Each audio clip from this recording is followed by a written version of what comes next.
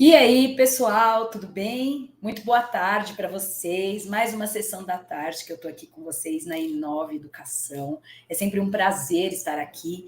E hoje, para a gente falar de um tema aí super interessante, né? Porque vamos falar da questão da guarda, vários aspectos práticos que eu quero destacar aqui para vocês. Não só isso. Quero falar também sobre as polêmicas em torno da lei da alienação parental. Não sei se você aí já se situou sobre o assunto, mas a gente tem tido aí grandes polêmicas envolvendo essa lei. Vou conversar um pouquinho com você sobre isso, né? Especialmente você que é advogada, que é advogado e precisa ficar atento nesse ponto, em razão aí das necessidades que os nossos clientes podem nos trazer e daquilo que a gente precisa ficar atento, que pode, né, ter alguma alteração na legislação, como que a lei pode ser usada aí de alguma forma que pode deturpar o seu sentido. Eu vou colocar aqui o nosso material, só colocando aqui ele de volta. Pronto, acho que agora foi.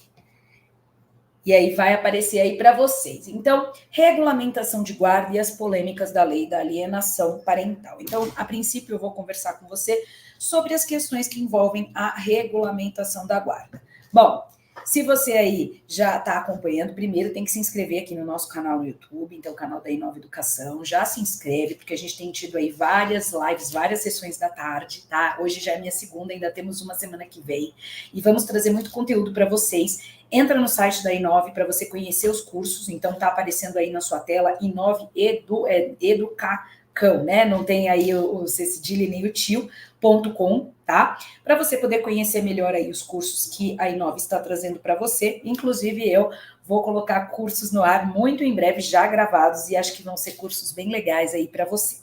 Bom, vamos lá. A princípio, eu quero conversar com você sobre a questão da fixação da guarda, né? E o que a gente tem sobre a fixação da guarda? A gente tem o Código Civil falando lá para nós que a guarda de menores, né, ela vai ser fixada de duas formas, unilateral ou compartilhada. Bom, como o próprio nome já diz, né, mesmo que você esteja, né, não tenha tanta experiência em direito de família, com certeza você já ouviu falar sobre isso. Guarda unilateral é aquela fixada, atribuída a um dos genitores, certo? Então, é aquela guarda que vai ser atribuída ou à mãe ou ao pai, ou, um ponto que é importante, porque pode ser que seu cliente te traga uma situação totalmente diferente e aí a guarda esteja com um avô, uma avó. Já atuei em muitas causas assim. E pode acontecer, infelizmente, né? Nem sempre nós temos aí uma estrutura familiar redondinha e muitas vezes esse menor está aos cuidados de uma terceira pessoa, de uma avó, de um avô, e aí vem essa demanda para você, né? Pedir judicialmente essa regulamentação da guarda é uma situação de guarda unilateral. Guarda compartilhada. A guarda compartilhada hoje, tá? Já te digo, é o que a lei diz que deve ser a regra. E por que a gente tem, o que a gente tem como guarda compartilhada? A responsabilização conjunta do pai e da mãe, ambos exercendo aquelas funções em relação ao filho, aos filhos, certo? Então, aquela rotina ali de levar na escola, buscar na escola, ir nas reuniões, levar ao médico, né? De repente, essa criança faz um tratamento, levar no tratamento ali semanal, essa criança faz um curso, levar no curso, participar de fato ativamente da rotina dessa criança. E aí, algumas pessoas, né, confundem um pouco alguns pontos, que é o que eu vou destacar aqui para você. Então, a guarda compartilhada, ela vai ser fixada, inclusive, quando não houver acordo entre os pais. Esse é um ponto que muita gente diz, não, guarda compartilhada exige um consenso. Isso foi lá atrás, ó, quando a guarda compartilhada foi estabelecida no Código Civil. Hoje, o que diz a lei para nós? O 1584, parágrafo 2º, que eu deixei aí no material, diz para nós que a guarda será compartilhada, inclusive quando não houver acordo entre os pais, e vai ser fixada judicialmente dessa forma. O tempo de convívio, ele deve ser estabelecido de forma equilibrada, tá? E como é que a gente vai saber se essa guarda vai, de fato, ser o melhor naquele caso? Tem que sempre observar o melhor interesse dos filhos, tá bom? Eu já vou falar um pouquinho melhor sobre a prova que a gente tem na ação de guarda, mas sempre priorizando o interesse dos filhos. Não é o interesse do pai, da mãe, seja lá de quem for, é do menor, tá? Da criança, do adolescente. 1583, parágrafo 2º, vai nos dizer isso. Aí tem um ponto que muita gente confunde, talvez até, né, você tenha essa confusão e a gente já precisa dizer. Deixa eu ver se eu coloquei aqui. Guarda compartilhada não é guarda alternada. Sabe aquela história que às vezes as pessoas falam para nós, quero fixar a guarda, e aí eu vou ficar segunda, quarta e sexta, e aí o pai vai ficar terça, quinta e sábado, então a gente quer fazer dessa forma. Isso é guarda alternada, que hora a criança está sob os cuidados de um, hora do outro. Guarda alternada não é compartilhada, porque na compartilhada, inclusive, o que a gente tem é o seguinte, a fixação de um domicílio. Pois é, pode ser o paterno ou materno, geralmente vai ser fixado naquele que já está, de fato, ali mais próximo da criança no dia a dia, tá? Então, não vai ter esse deslocamento. Lá no passado, tinha uma expressão dos doutrinadores de direito de família que falava assim, é a criança mochilinha. Por quê? Porque a criança, tadinha da criança, né? Ela ficava indo de um lado para o outro. Era aquela criança que punha a mochila nas costas, segunda estava na casa da mãe, terça na do pai, quarta na da mãe. Isso é a guarda alternada. E hoje, os juízes, eles não estão confortáveis com essa situação. Talvez você fale, Camila, mas eu já vi isso. Olha, você pode até ter visto, mas é bastante, hoje é raro, é excepcional mesmo, porque o judiciário ele vem num sentido de que guarda compartilhada e alternada não se confundem. Até por isso trouxe para você aqui um julgado, né, do STJ, o RESP 1.878.041, de São Paulo, um julgado de 2020. Guarda compartilhada não se confunde com a alternada e não demanda custódia física conjunta. Tampouco tempo de convívio igualitário. A gente não está ali, né, tirando no palitinho. Quem vai ficar com mais, quem vai ficar com menos. Tem que ter um equilíbrio, mas sempre visando o bem-estar do menor, né? A mãe fica 3 dias, o pai fica 4, está desequilibrado. Não é bem isso. Se a residência paterna é aquela que foi fixada ali como base do menor, perfeito. É isso que se espera da guarda compartilhada. Tá? E aí tem outros pontos falando que dada a sua flexibilidade, é a modalidade de guarda aí, né, que pode, no caso concreto, ser ajustada ali, aquelas circunstâncias fáticas, enfim, tá? Mas você que vai atuar nisso, que de repente está me assistindo aqui na sessão da tarde, fala, preciso saber um pouquinho melhor sobre o assunto, já lembre, guarda alternada não é compartilhada, inclusive na compartilhada a gente tem essa questão da fixação do domicílio base. E também da cidade base, tá? Porque a gente encontra julgados dizendo que podemos ter guarda compartilhada, inclusive quando os pais moram em cidades e até mesmo países diferentes. Já li um julgado sobre isso, preparando aqui a aula para vocês, no sentido, por exemplo, que hoje a gente tem aí a internet. Então, participar de uma reunião escolar, conversar com um médico que acompanha o tratamento daquela criança, né? Um pediatra, é super possível, né? Totalmente possível. Estamos aqui online, então não temos mais essas distâncias. Outra controvérsia, outro ponto polêmico, que guarda compartilhada não afasta o dever de pagar alimentos. Portanto, seu cliente te procura, sua cliente, seja lá quem for, e fala assim, olha, eu quero a guarda compartilhada. Tá, mas como é que é a guarda hoje? Não, a guarda tá com a mãe ou vice-versa. Tá, e por que você quer compartilhar? Não, porque eu não tô aguentando pagar pensão. Bom, se você nunca vivenciou isso, você vai vivenciar um dia se você for atuar no direito de família. Porque essa é a frase que a gente mais ouve. Só que as pessoas confundem algumas coisas. E, de novo, guarda compartilhada também tem essa característica. Ela não afasta o dever de pagar alimentos. Não afasta, Camila? Não. Mesmo ambos estando ali como responsáveis pelos cuidados do filho, mesmo assim. Porque eu acabei de falar para você que temos a fixação de um domicílio como base. Em consequência, o outro genitor ele vai ter que continuar arcando sim com esses alimentos. É possível até buscar uma revisional, tá? Para diminuir o valor, tendo em vista que o pai que paga alimentos também passa ali mais tempo com o filho agora, em virtude da guarda compartilhada, mas não é uma circunstância que leva à exoneração. Tá? Então, muita atenção para isso. Se você for procurado por um cliente assim, já diminua as expectativas, porque você sabe como é, né? Nós, advogados, sabemos, as pessoas vêm cheias de expectativas, elas querem ali que a gente resolva o problema de forma mágica, diminua expectativas, porque, já te digo, não é certeza que vai exonerar. Aliás, a certeza, eu diria assim, que 90% que vai pagar a pensão, os 10% ficariam ali na possibilidade de reduzir um pouco a pensão, mas vai ter que continuar pagando pensão, tá? Então, não deixa aí teu cliente te levar e falar, não, eu quero para isso, porque não vai dar certo. Quais são os requisitos de uma ação de regulamentação de guarda? Bom, primeira coisa, né, os mesmos requisitos lá do 319 do Código de Processo Civil, os requisitos da petição inicial, como num caso comum, tá? E o juízo aqui, o juízo competente para ação de guarda, muita gente confunde. Por quê? Porque o ECA, o Estatuto da Criança e do Adolescente, ele vai dizer para nós que a ação de guarda é de competência do juízo da infância e da adolescência.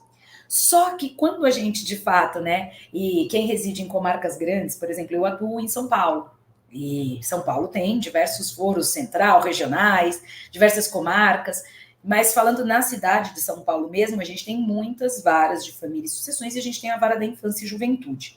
E aí existe aí uma controvérsia, né? Pode existir até um conflito de competência. Quem é que decide? É o juízo da infância de acordo com o ECA ou da família e sucessões que vai fixar uma guarda? Bom, o que a gente tem? O STJ já se deparou com essa questão de um conflito negativo de competência e ele decidiu que é o domicílio residente. Bom, primeiro, né? Você vai endereçar para o domicílio residência do menor, tá? Onde o menor mora é a competência territorial. Agora, qual é o juízo? Da infância ou da família? Porque se você está numa comarca grande como eu em São Paulo, você tem os dois. Se você atua em comarcas únicas, muito provavelmente você vai distribuir essa ação de guarda, o mesmo juiz que decide as questões de família e sucessões, decide as questões de infância e juventude sem problemas aí. Ele é o juiz competente. Agora, quando houver este conflito, você vai observar o seguinte: esta criança está em situação de risco nos termos do ECA? O 98 do ECA lá fala quem é a criança que está em situação de risco, pode ter que ser submetida a medidas de proteção. Guarda que é discutida entre pai e mãe, e até entre pais e avós, por exemplo, um dos pais e os avós, é distribuída perante a ação de competência do juízo da família e sucessões. Se essa criança estiver em situação de risco, então, por exemplo, uma criança que está afastada de seus pais, um terceiro está cuidando dessa criança, tá? Não é aí uma circunstância, pode ser confundida como uma adoção à brasileira, mas não é isso, é uma situação em que a pessoa vai requerer a fixação da guarda, que é naquele momento, né?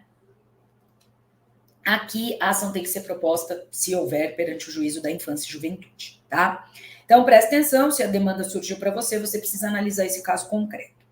As partes, qualificação das partes, é o que a gente sempre tem. Fatos e fundamentos jurídicos do pedido, vai contar a história, vai ali dar o fundamento, quem está cuidando dessa criança, qual é o pedido que vai ser feito, mas já repito, é unilateral. A maioria dos juízes vai bater na guarda compartilhada, exceto quando um dos genitores não quiser, ou não puder, ou de alguma forma existir aí uma situação de violência, uma situação aí que foi prejudicial à criança, aí provavelmente esse genitor não vai ter essa guarda compartilhada. O pedido e as suas especificações, pedido para fixação da guarda, né? Valor da causa. Muita gente também dá uma duvidada, que fica com aquela dúvida. Por quê? Porque essa é uma causa que não tem um benefício, não tem um valor econômico. E aí? E o valor da causa nesses casos é aquele valor que a gente dá, né, como um valor genérico, R$1.000, R$100 apenas para fins de alçada. Mas, por exemplo, em São Paulo, que a gente tem a lei da taxa judiciária, que é a lei 11.608 de 2003, é uma lei estadual, tá? Então, essa lei vigora em São Paulo. Ela determina que quando a causa não tem um valor econômico, tem que ser recolhidos pelo menos aí as 5 FESPs. Tá? Então, preciso observar esse ponto, porque se tiver ali no mínimo, vai ter que recolher o mínimo, não tem como ali, né, o valor da causa aqui é indiferente, porque a gente não tem uma discussão quanto a um valor econômico, tá? As provas com que o autor pretende comprovar suas alegações e a opção pela audiência de conciliação ou de mediação, que é bastante utilizada na ação de guarda. E você precisa atentar também que quais são as provas que você, representando ali o autor, ou mesmo se você estiver numa situação em que você está contestando, que provas você tem? Prova documental, e aqui tem que juntar como prova documental aquilo que demonstre por meio de documentos que essa pessoa, o pai, a mãe, esse terceiro, está apto para exercer essa guarda. Então, ele tem ali a documentação escolar, é interessante pedir uma declaração da escola de que essa pessoa é responsável, leve, busca, matriculou essa criança na escola, a carteira de vacinação, tá? Sem querer entrar em polêmicas aqui, o ECA determina que a vacinação é obrigatória para crianças. Para mim, isso não tem discussão, tá? Eu sei que existe aí hoje determinadas pessoas, né? Alguns grupos que defendem aí a não vacinação, mas para criança é obrigatório. Isso pode gerar consequências, inclusive, para os pais ou para os guardiões que não observem isso, tá? Testemunha, sempre para demonstrar a situação, que aquela criança é bem cuidada, vai à escola, está bem ali, né? Bem cuidada de forma geral. E a prova mãe, que a gente pode dizer aqui, é a perícia multidisciplinar. Perícia essa que é feita com psicólogo e assistente social, nomeados pelo juiz, cujo objetivo é, numa situação de conflito instalada, o juiz não tem como saber se a guarda deve ser compartilhada, unilateral, cada um, né, às vezes há uma troca de acusações. Então, é marcada essa perícia, que é feita com psicólogo e assistente social do fórum, que vão ali fazer uma entrevista, vão conhecer os pais, a situação deles, vão visitar o lar, vão saber como é a rotina, vão entrevistar a criança. Por mais que seja, né, nem sempre, não é nada confortável, né, os pais se submeterem a isso, eu já te falo, é a melhor prova, tá? Então, oriente sua cliente, seu cliente nesse sentido, tá? Pode pedir a indicação de assistente técnico para acompanhar, né, uma psicóloga, de repente, ali que já faz um tratamento com menor, assistente social, para poder acompanhar, né, não influencia, mas acompanha essa avaliação, tá? E a gente tem aí também que é possível a guarda provisória. Aliás, a guarda provisória é bastante importante, porque, por exemplo, muitas vezes para matricular essa criança na escola precisa ter um termo de guardião. Não basta ter, claro que não pai e mãe, né? Mas às vezes um avô, uma avó precisa desse termo de guardião para conseguir matricular na escola, levar para tomar uma vacina. Então, é muito importante que se faça esse pedido, tá? Aqui vai ter ali, né, toda a dinâmica da tutela de urgência, lá nos termos do 300 do CPC, preenchidos os requisitos lá do artigo, a probabilidade do direito e o perigo de dano ou risco ao resultado útil do processo, tem a possibilidade aí, né, do juiz já fixar a guarda provisória, é tranquilo, tá? Os juízes fixam até porque precisa regularizar a situação daquela criança ou daquele adolescente, então é uma situação tranquila, tá? O que basta, sim, é fazer uma petição inicial organizada, né? E você ter esses documentos, tudo que você tiver de documentação que demonstre a aptidão daquela pessoa, que aquela pessoa já cuida da criança, perfeito. Esse é o objetivo. Bom, agora, nessa segunda parte da nossa live, eu quero falar com você sobre a tal da alienação parental. Bom, alienação parental não é segredo para ninguém, né? Ela está hoje regulamentada por uma lei, a Lei 12.318 de 2010. Vamos dar uma olhada no que diz a lei, lá no artigo 2º. A lei diz: considera-se ato de alienação parental a interferência na formação psicológica da criança ou do adolescente, promovida ou induzida por um dos genitores, ou pelos que tenham a criança ou adolescente sob sua autoridade, guarda ou vigilância, para que repudie o genitor. Olha que importante isso. Ou ocasione um prejuízo ao estabelecimento ou à manutenção do vínculo com este. O rol lá da Lei 12.318 é exemplificativo, tá? Então não significa que aquela conduta que aconteça no caso concreto, ela tem que estar enquadrada exatamente no que a lei diz. Pode ser uma conduta que a lei não especifica, não menciona de forma direta, mas que ocasiona essa situação chamada de alienação parental. E aqui, por exemplo, se você não tinha ouvido falar ou ouviu, mas não sabia direito, né, a que se referia, campanhas de desqualificação, sabe aquela coisa? Seu pai não presta, sua mãe é isso, sua mãe é aquilo, seu pai abandonou, seu pai não paga pensão. Às vezes é verdade, tá? O pai não paga, o pai não presta, a mãe abandonou, mas não é saudável, não é o adequado despejar isso em cima de uma criança, de um adolescente, até além de ser muito cruel, né? Por quê? Porque essa criança, esse adolescente tem amor por aquela outra pessoa e é importante respeitar, né? Se a relação não terminou bem entre o casal, a criança, o adolescente não pode ser contaminado por isso.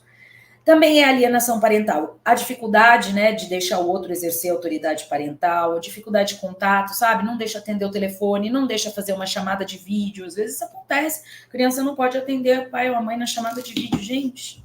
Já peguei muitos casos tratando disso. Omite informação, não fala que trocou de escola, imagina? Mas isso acontece. No final do ano letivo está chegando, ano que vem a criança está em outra escola, o pai ou a mãe nem sabia.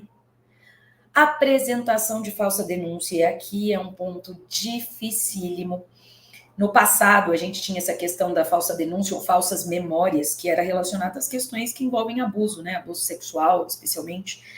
E eram denúncias falsas, né? Pelo menos o que a gente teve aí num contexto era que essas denúncias eram falsas, essas falsas memórias eram implantadas ali pelo outro pai ou mãe, enfim, pelo outro ali dos parentes, dos genitores, aliás, da criança. E eu falei parente porque às vezes é até entre avós, tá? Às vezes acontece da avó ou do avô em relação ao pai ou à mãe, tá? E essa falsa denúncia também configura uma alienação parental, além como, né, da possibilidade de mudar o domicílio para um local distante, justamente para, né, cortar esse vínculo. Pois bem, a lei da alienação parental, ela é real, ela existe desde 2010, inclusive já digo para vocês, ela sofreu algumas alterações em 2022, tá? Mas ela é uma lei que apresenta falhas, e por isso que eu já vou falar das polêmicas daqui a pouco. Bom, vamos pensar que você foi procurada por alguém, por um dos parentes, né, um dos pais ali, um dos genitores, que está sendo vítima dessa possível alienação parental. O que você faz? Bom, depende de que momento estamos. Temos uma ação de guarda em trâmite? Essa alegação pode ser feita durante o processo de forma incidental, tá? Então, se apresenta um incidente dizendo, olha, está acontecendo isso, isso e isso, alienação parental, juiz, vamos analisar essa situação para tomar medidas, tá? Pode ser feito isso, se não tiver uma ação em trâmite, de forma autônoma, por meio de uma ação autônoma. Então, a pessoa pode procurar, você vai promover uma ação ali para que se reconheça essa situação da alienação parental. Ou, mais delicado ainda, porque diz o artigo 4º da lei que o juiz pode reconhecer de ofício. Pois é. Pois é, se o juiz ali naquele contexto começa a ver os pais brigando, começa a acompanhar, e às vezes tem uma audiência, tem outra audiência, tem outra audiência, o juiz percebe que tem alguma coisa ali, de ofício ele pode reconhecer. Tá? Então isso é bem delicado. Se você de alguma forma atuar num processo assim, ou chegar a você essa notícia, fique bem cauteloso, bem cautelosa. Apareceu um bichinho aqui. Problemas do ao vivo, né? Aparecem uns bichinhos, enfim. Fique bem cauteloso, fique bem cautelosa. Por quê? Porque vai ser uma situação que pode ter consequências se o seu cliente é o alienador ou se o seu cliente é a vítima da alienação, tá? Bom, disse aí, né, que teve alterações em 2022. Lei 14.340 alterou alguns pontos da lei da alienação, inclusive para dizer o seguinte, ainda que haja indícios de alienação parental, deve ser mantida uma garantia mínima de visitação assistida. Por quê? Para não haver um rompimento dessa criança com o alienador, aliás, com o genitor, que pode ser o alienador ou não, tá? Depende de que situação a gente está, se é aquele que praticou alienação, se é aquele que, de fato, ali foi a vítima. Mas o juiz, a orientação que a gente tem aí, por força dessa alteração da lei, é que se mantenham as visitas, ainda que assistida, tá? Não sei se aí da onde você me assiste, onde você atua, tem isso. A gente tem em São Paulo um visitário, que é um local público dentro de uma unidade do fórum, em que essas visitas assistidas são feitas naquele local. Claro que não é o adequado, mas muitas vezes é a única possibilidade de manter essas visitas, tá? Como é que vai se chegar, de fato, a uma prova de que houve ou não alienação parental? Essa é a dificuldade.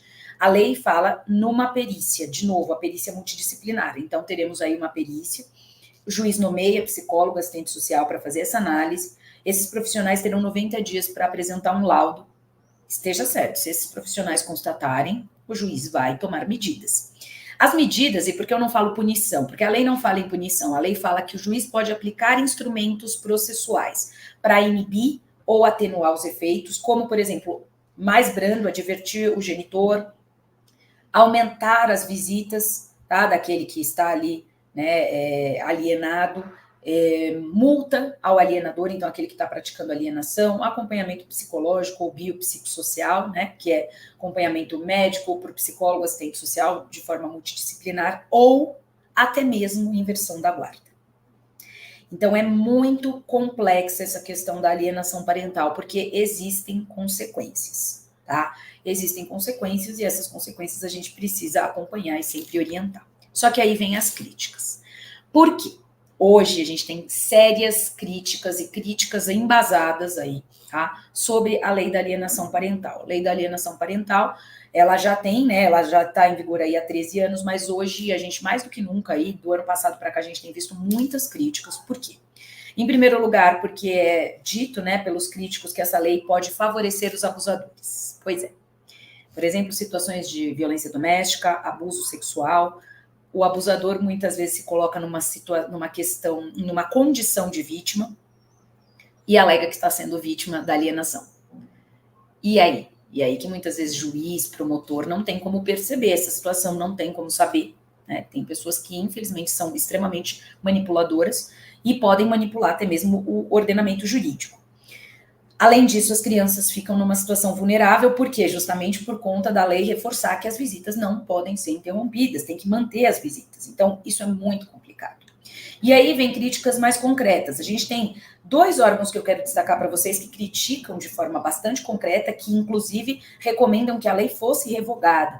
O Conselho Nacional da Saúde, o CNS, e a ONU, a Organização das Nações Unidas. O CNS diz o seguinte: essa lei ela foi embasada na chamada SAP, que é a Síndrome da Alienação Parental.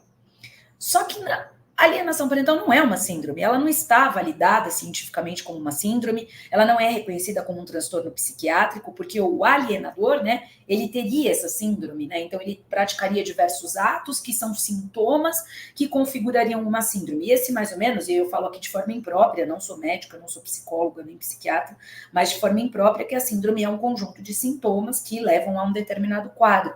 E não é isso que a gente tem da tal da alienação parental. Então, essa SAP, ela não existe, né? Então, esse seria um motivo.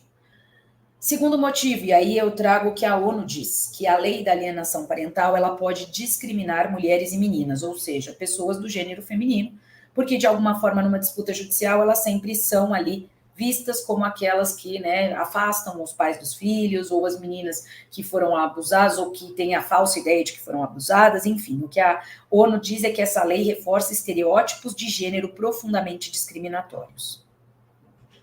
Frase de efeito e frase importante, né? Bom, hoje o que a gente tem é essa controvérsia instalada, a lei continua em vigor, tá? A lei permanece em vigor, trago aqui até 2 julgados relativamente recentes, um de 2021, acho que um outro desse ano, do ano passado. Aqui, ó, TJ de Minas foi reconhecida a alienação parental no judiciário, tá? E aí, ó, se você for olhar lá embaixo, diz que o estudo psicológico concluiu que houve alienação, tá?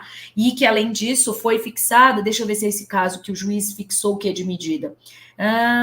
Impedir o exercício, tá, aí aqui foi dado aí provimento, a prática fere um direito fundamental da criança, além de prejudicar a realização de afeto nas relações entre o genitor e o grupo familiar e constitui um abuso moral. Aqui houve essa constatação, e aqui, que eu até trouxe para vocês, que eu queria ponderar, que aqui houve fixação de indenização. Pois é, 5 mil de indenização por danos morais do alienador, né, aí em relação àquele que foi alienado. Veja só que importante isso. Então, depois dá uma lida no julgado com calma, né, porque foi entendido sim que era um dano moral e que trouxe prejuízos sim, e por conta disso, aquele alienador teve que despender essa quantia aí para pagar essa indenização. Essa do TJ São Paulo, tá? Essa mais antiga foi de 2019, mas para você ver, né, se você fizer uma pesquisa rápida, você vai ver que a lei da alienação parental, sim, continua sendo aplicada, embora tenhamos todas essas polêmicas, tá? Acompanharemos, né? Então, aqui na nossa sessão da tarde não tem um desfecho ainda sobre isso hoje, em 2023, porque na verdade a gente não sabe, né? Se essa lei ainda não tem discussões concretas no sentido dessa lei ser revogada, não existe isso, tá? Só existe pressões populares e pressões por órgãos, como até mesmo a gente viu aí a ONU nesse sentido.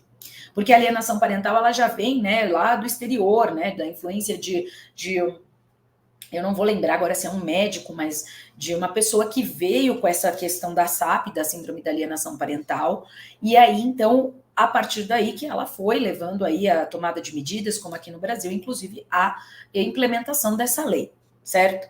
É claro que a gente não pode aí esquecer que a lei é importante sim, no sentido de evitar esse afastamento. Existe filme sobre isso e tudo mais, mas tem esse outro lado que é uma questão que ainda é muito delicada e que sim, eu vou jogar para os 2 lados, vou ficar em cima do muro aqui, porque de fato é uma situação delicada que pode sim levar a situações, maquiar situações de abusos reais, fazendo com que o abusador, aquele que violentou a pessoa, se torne uma vítima.